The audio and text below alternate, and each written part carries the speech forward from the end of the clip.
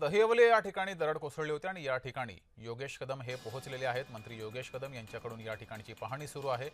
दहिवली शेलारवाडी दुर्घटनास्थळी योगेश कदम पोहोचले असून इथल्या नागरिकांसोबत त्यांचा संवाद सुरू आहे। दरड कोसळून या ठिकाणी दुर्घटना झाली होती। ढिगाऱ्याखाली अडकलेल्या दोघांचा शोध अद्यापही सुरू आहे।